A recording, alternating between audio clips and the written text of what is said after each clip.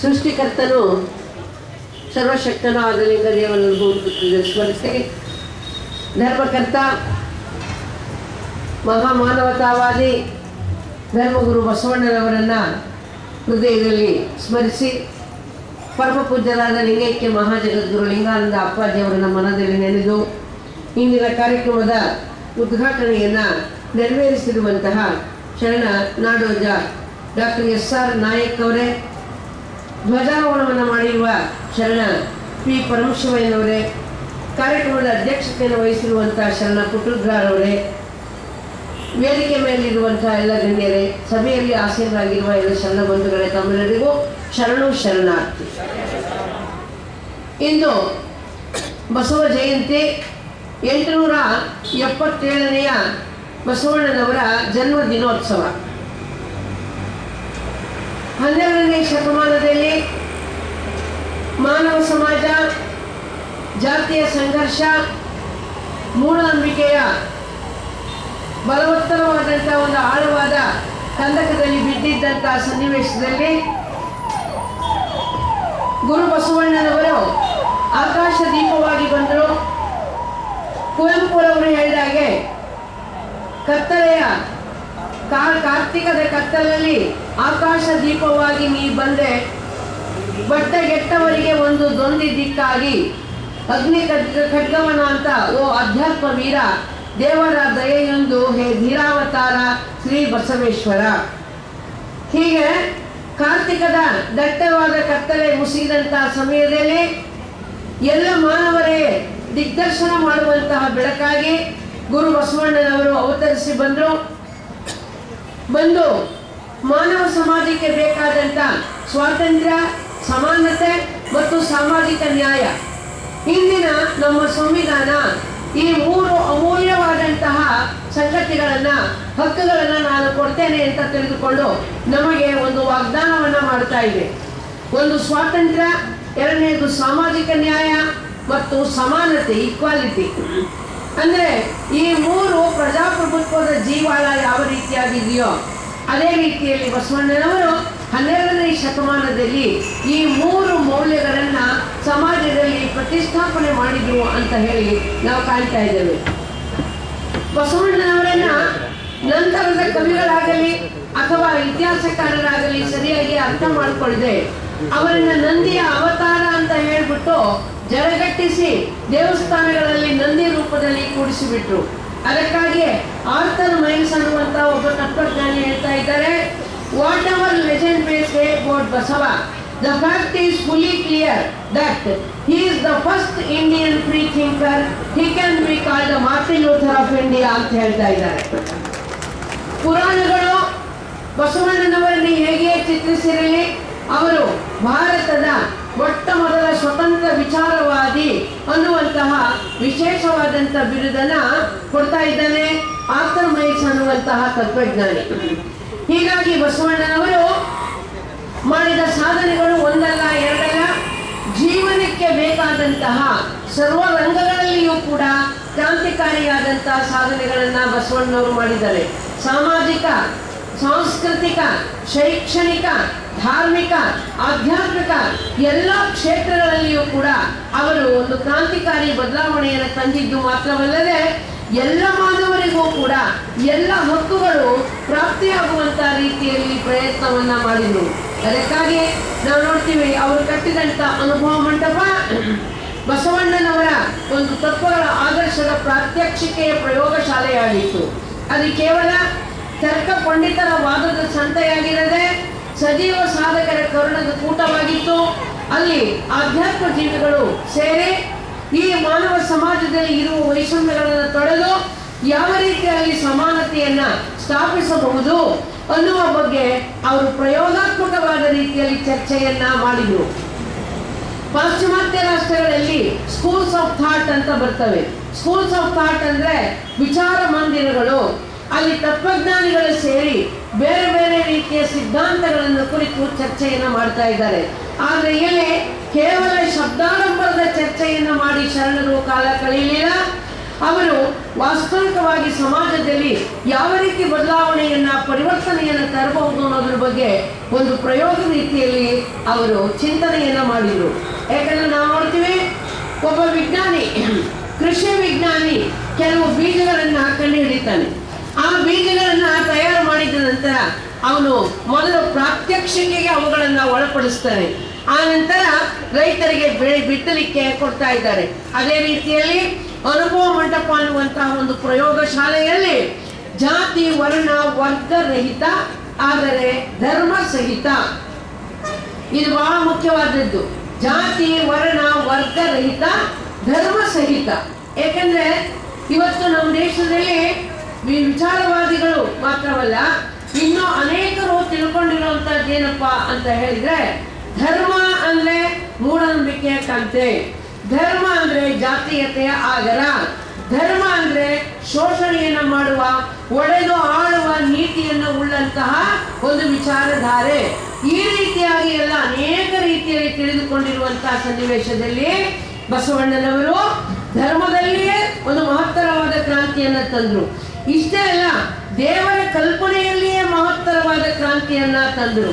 ಯಾಕಂದ್ರೆ ನಾವೇನ್ ನೋಡ್ತೀವಿ, ನಮ್ಮ ದೇಶದ ಈ ವೈಪರೀತ್ಯಗಳಿಗೆ, ಮೂಢನಂಬಿಕೆಗಳಿಗೆ, ಹಿನ್ನಡೆಗೆ, ಭ್ರಷ್ಟಾಚಾರಕ್ಕೆ ಎಲ್ಲಕ್ಕೂ ಕಾರಣೀಭೂತವಾಗಿರೋದರಲ್ಲಿ ಅನೇಕ ಸಂಗತಿಗಳಿವೆ. ಅದರಲ್ಲಿ ಬಹುದೇವತೆಗಳ ಕಲ್ಪನೆಯೂ ಕೂಡ ಒಂದು ಎಂದು ತಿಳ್ಕೋಬೇಕು ಸ್ವಲ್ಪ ಪ್ರತಿಯೊಬ್ರು. ನಾವು ಏನಕ್ಕಾಗಿ ವಿಚಾರ ಮಾಡ್ತೀವಿ ಮತ್ತು ಗುರು ಬಸವಣ್ಣವರು ಏತಕ್ಕಾಗಿ ಏಕದೇವೋಪಾಸನೆಯನ್ನ ಪ್ರತಿಪಾದನೆ ಮಾಡಿದ್ರು ಅನ್ನೋದನ್ನ ನಾವು ಕುರಿತು ನೋಡಿದಾಗ ಅಲ್ಲಿ ನೋಡ್ತಿದ್ದೀವಿ, ಮಾನವರೆಲ್ಲರನ್ನ ಸೃಷ್ಟಿ ಮಾಡಿರುವ ದೇವರು ಒಬ್ಬನೇ. ಆದರೆ ಮನುಷ್ಯರು ಸೃಷ್ಟಿ ಮಾಡಿರುವ ದೇವರುಗಳು ನೂರಾರು, ಮನುಷ್ಯರು ಕಲ್ಪಿಸಿರುವ ದೇವರುಗಳು ನೂರಾರು.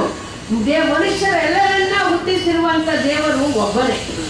ಆ ಒಬ್ಬ ದೇವನನ್ನ ನಂಬಿದ್ರೆ ಈ ರೀತಿಯಾದಂತಹ ಇಷ್ಟೊಂದು ಶ್ರೇಣೀಕೃತವಾದಂತ ಜಾತಿ ವ್ಯವಸ್ಥೆ ನಮ್ಮ ದೇಶದಲ್ಲಿ ಬರಲಿಕ್ಕೆ ಸಾಧ್ಯ ಇರಲಿಲ್ಲ. ಯಾಕೆಂದ್ರೆ ಒಬ್ಬ ತಂದೆಯ ಮಕ್ಕಳು ಎಲ್ಲರೂ ಸಹೋದರರಂತೆ ಬಾಳಬೇಕು ಅನ್ನೋದು ಹೇಗಿದೆಯೋ ಹಾಗೆ ಒಬ್ಬ ದೇವನ ಮಕ್ಕಳಾದಂತ ನಾವೆಲ್ಲರೂ ಕೂಡ ಸಹೋದರಿಯರಂತೆ ಬಾಳಬೇಕು ಅನ್ನುವಂತಹದ್ದು ಕೂಡ ಸ್ವಾಭಾವಿಕವಾಗಿ ಸಮಾಜದಲ್ಲಿ ರೂಢಿಗೆ ಬಂದ್ಬಿಡ್ತಾ ಇತ್ತು. ಆದರೆ ನೂರಾರು ಸಾವಿರಾರು ಕೋಟಿ, 33 ಕೋಟಿ ದೇವತೆಗಳು ಕಡೆಗೆ ನನಗೊಂದು ವಿಚಿತ್ರ ಅನ್ನಿಸ್ತು. ಇತ್ತೀಚೆಗೆ ಒಂದು ಸೀಡಿಯನ್ನು ಒಬ್ರು ಕಳಿಸ್ಕೊಟ್ಟಿದ್ರು, ಅದು ನೋಡುವಂತ ಒಂದು ಸನ್ನಿವೇಶ ಬಂತು. ಅದ್ರೊಳಗೆ ಏನಪ್ಪಾ ಅಂತಂದ್ರೆ ಯಾವುದೋ ಒಂದು ಹೋಮ ಇತ್ಯಾದಿಯನ್ನು ಮಾಡ್ತಾ ಇದ್ರು, ಅದ್ರ ಜೊತೆಗೆ ಗೋ ಪೂಜೆಯನ್ನು ಕೂಡ ಇಟ್ಕೊಂಡಿದ್ರು.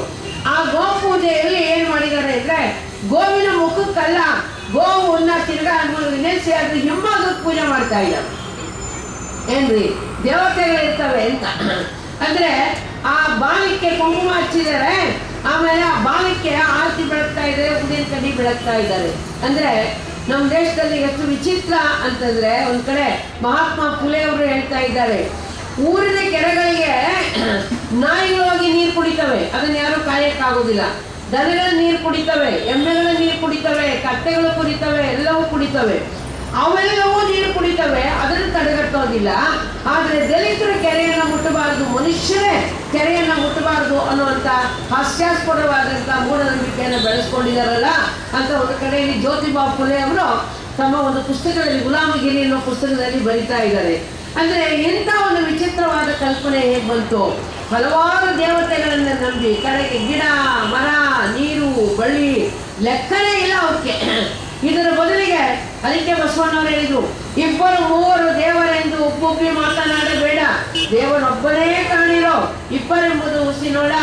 ಯಾಕಂದ್ರೆ ಈ ಯಾವ ರೀತಿಯಾಗಿ ಜಗತ್ತಿನಲ್ಲಿ ಅಥವಾ ಒಂದು ಲೋಕದ ವ್ಯವಸ್ಥೆಯಲ್ಲಿ ಈಗ DC ಗ್ರೇಡು, ಆಮೇಲೆ assistant commissioner grade, tahsildar grade ಅಂತ ಇರುತ್ತಾ, ಹಾಗೆ ನಮ್ಮ ದೇಶದಲ್ಲಿ ದೇವತೆಗಳಲ್ಲೂ ಅಂತ ಗ್ರೇಡ್ಗಳನ್ನ ಮಾಡಿಕೊಂಡ್ರು. ಒಬ್ಬೊಬ್ಬರು ನನ್ನ ಕೆಲಸ ಹೆಂಗ್ ಮಾಡ್ತಾರೋ ಹಾಗೆ ಬ್ರಹ್ಮ ಬಂದು ಸ್ಕ್ರೀನ್ ಓಪನ್ ಮಾಡ್ತಾನೆ, ವಿಷ್ಣು ಬಂದು ಎಲ್ಲ ಲೀಲೆ ಆಡ್ತಾನೆ, ಆಮೇಲೆ ರುದ್ರ ಬಂದು ಎಲ್ಲವನ್ನ ನಾಶ ಮಾಡ್ತಾನೆ, ಪ್ರಳಯ ಮಾಡ್ತಾನೆ. ಎಷ್ಟು ಹಾಸ್ಯಾಸ್ಪದವಾದಂತ ಕಲ್ಪನೆ. ಮತ್ತು ಅವುಗಳಿಗೆ ಎಷ್ಟು ತಲೆ, ಎಷ್ಟು ಕೈ, ಎಷ್ಟು ಕಾಲು, ಎಷ್ಟು ವಿಚಿತ್ರವಾದ ರೂಪಗಳು ಬೇರೆ. ಆದ್ರೆ ನಾವು ನೋಡ್ತೀವಿ ದೇವನು ಒಬ್ಬನೇ. ಒಬ್ಬನೇ ದೇವರು ಈ ಜಗತ್ತನ್ನ ಸೃಷ್ಟಿ ಮಾಡ್ತಾನೆ, ಅದೇ ದೇವರೇ ಈ ಜಗತ್ತನ್ನ ನಡೆಸ್ತಾನೆ, ಅದೇ ದೇವರೇ ಈ ಜಗತ್ತು ತನಗೆ ಸಾಕು ಅನ್ನಿಸಿದಾಗ ಲಯವನ್ನ ಮಾಡ್ತಾನೆ. ಹೇಗೆ? ಈಗ ನೀವು ಇಲ್ಲಿ ಕುಳಿತುಕೊಂಡು ಪ್ರವಚನವನ್ನು ಕೇಳ್ತಾ ಇರುವಾಗ ಶ್ರೋತೃಗಳಾಗಿದ್ದೀರಾ. ಮನೆಗೆ ಹೋದಾಗ ಗಂಡನಿಗೆ ಹೆಂಡತಿ ಆಗ್ತೀರಾ, ಮಕ್ಕಳಿಗೆ ತಾಯಿ ಆಗ್ತೀರಾ, ಅತ್ತೆಗೆ ಸೊಸೆ ಆಗ್ತೀರಾ. ಅದೇ ರೀತಿ ಅಂದ್ರೆ ಇಲ್ಲಿ ಒಬ್ಬ ವ್ಯಕ್ತಿ ಬೇರೆ ಬೇರೆ ಕರ್ತವ್ಯಗಳನ್ನು ಪಾಲಿಸುವಾಗ ಬೇರೆ ಬೇರೆ ಕಾರ್ಯಗಳನ್ನು ಮಾಡ್ತಾ ಇರ್ತಾರೆ, ಬೇರೆ ಬೇರೆ ಹೆಸರುಗಳನ್ನ ಅವ್ರು ತಗೊಳ್ತಾರೆ. ಹಾಗೆ ದೇವನು ಈ ಜಗತ್ತ ನಿರ್ಮಾಣವಾಗುವಾಗ ಸೃಷ್ಟಿಕರ್ತ ಅನಿಸ್ಕೊತಾನೆ, ಪಾಲನೆಯನ್ನು ಮಾಡ್ತಾನೆ.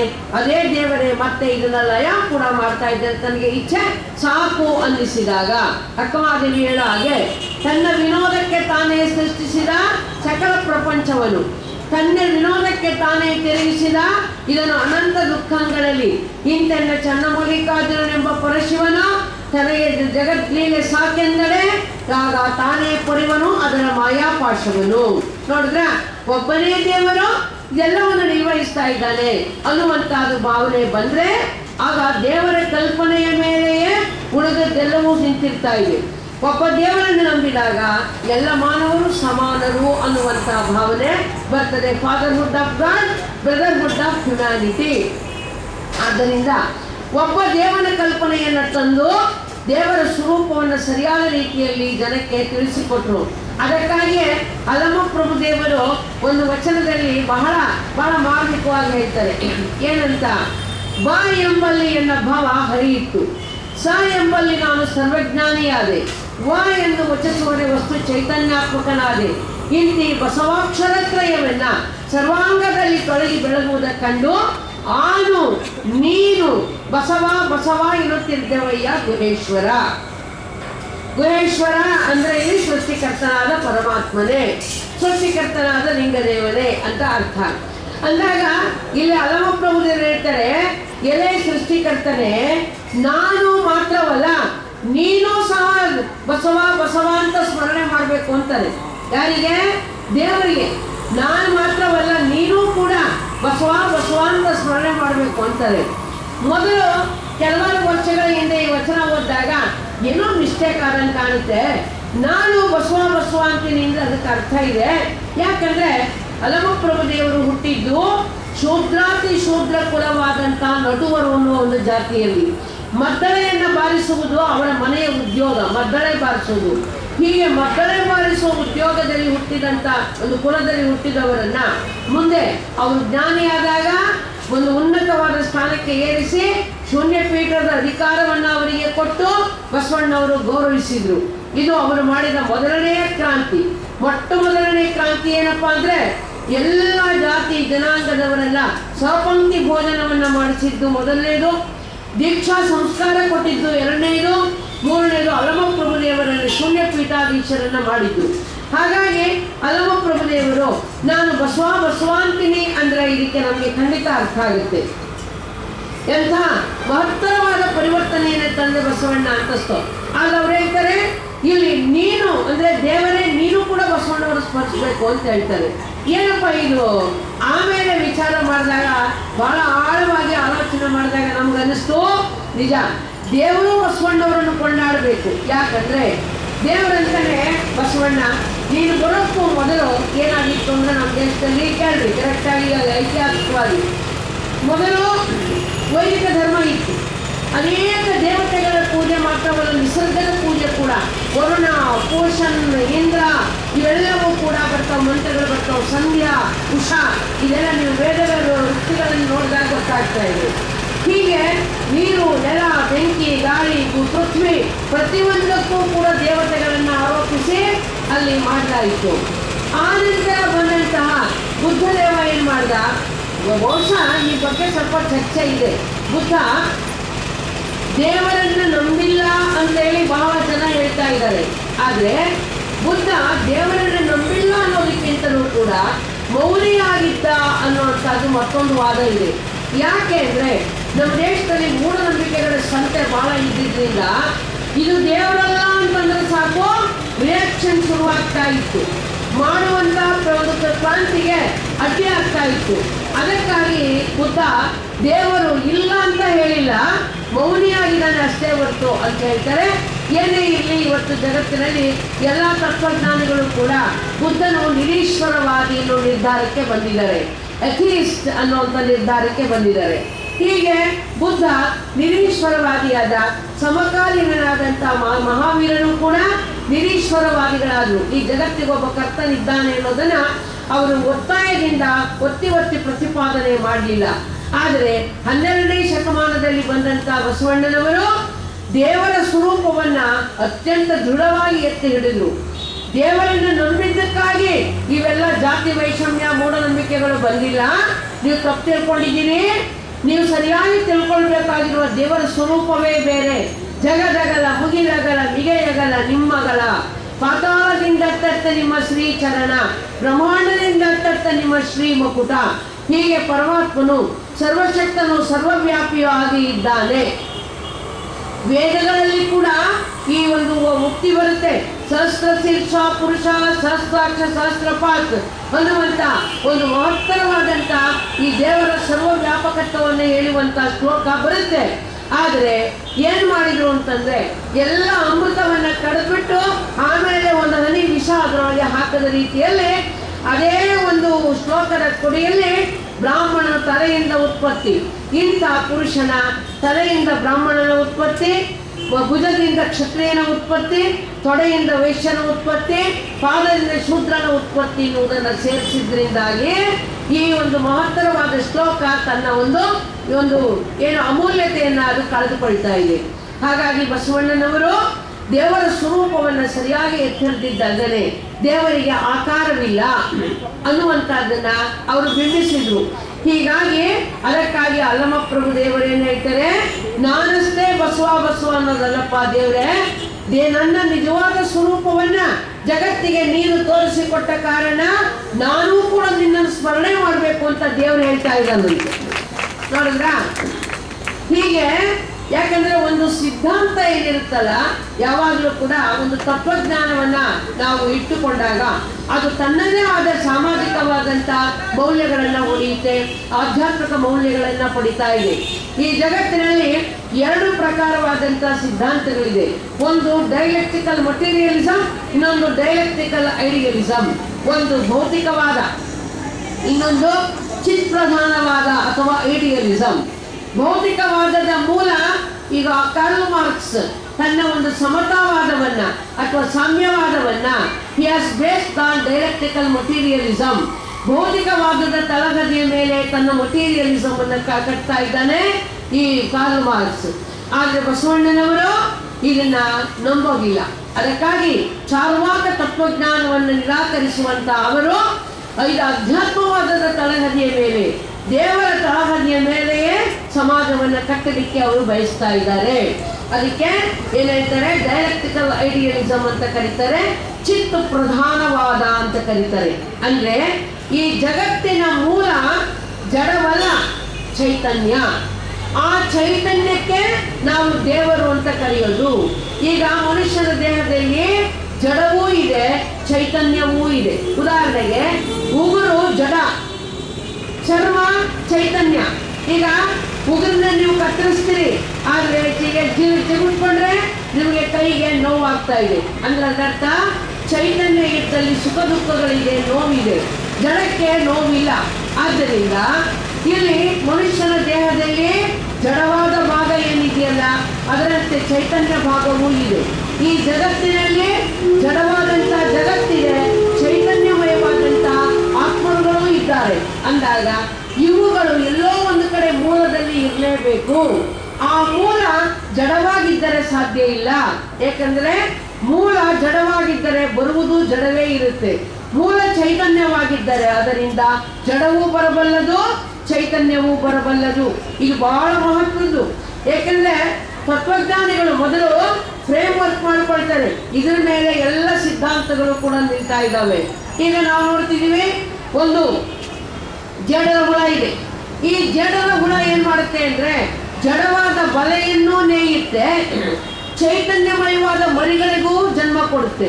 ಜಡವಾದ ಬಲೆಯನ್ನು ನೇಯುತ್ತೆ, ಚೈತನ್ಯಮಯವಾದ ಮರಿಗಳಿಗೂ ಜನ್ಮ ಕೊಡ್ತದೆ. ಅದೇ ರೀತಿ ಈ ಪರಮಾತ್ಮ ಅನ್ನುವಂತಹ ಜೇಡದ ಹುಳು ಈ ಜಗತ್ತು ಅನ್ನುವಂತಹ ಜಡವಾದ ಬಲೆಗೂ ಜನ್ಮ ಕೊಟ್ಟಿದ್ದಾನೆ, ಚೈತನ್ಯಮಯವಾದ ಆತ್ಮರಿಗಳಿಗೂ ಜನ್ಮವನ್ನು ಕೊಟ್ಟಿದ್ದಾನೆ. ಅದಕ್ಕಾಗಿ ಜಡ ಚೈತನ್ಯ ಎರಡೂ ಹುಟ್ಟಬೇಕಾದರೆ ಮೂಲವು ಚೈತನ್ಯವಾಗಿರಲೇಬೇಕು. ಜಡವಾಗಿದ್ದರೆ ಇಲ್ಲಿ ಚೈತನ್ಯ ಹೇಗೆ ಬರಲಿಕ್ಕೆ ಸಾಧ್ಯ? Something cannot come out of nothing. ಆದ್ದರಿಂದ ಇಲ್ಲಿ ಬಸವಣ್ಣವರೇನು ಹೇಳಿದ್ರು? ಮೂಲ ತತ್ವವಾದಂತಹ ಪರಮಾತ್ಮನು ಸಚ್ಚಿದಾನಂದ ರೀತಿಯ ಪರಿಪೂರ್ಣನು, ಅವನಿಂದಲೇ ಈ ಜಗತ್ತು ಹುಟ್ಟಿದೆ. ಆ ಪರಮಾತ್ಮನು ಚೈತನ್ಯ ಸ್ವರೂಪಿ, ಅವನು ನಿಮ್ಮೆಲ್ಲರಲ್ಲಿ ಅಂತರ್ಗತವಾಗಿ ಹರಿತಾ ಇದ್ದಾನೆ. ಅದಕ್ಕಾಗಿ ಜೇಡರ ದಾಸಮಯ್ಯ ಅನ್ನುವಂಥ ಒಬ್ಬ ಶರಣರು ಬಹಳ ಚೆನ್ನಾಗಿ ಹೇಳ್ತಾರೆ, ಮಣಿಗಳ ಸೂತ್ರದಂತೆ ತ್ರಿನಯನ ನೀನಿಪ್ಪೆಯ್ಯ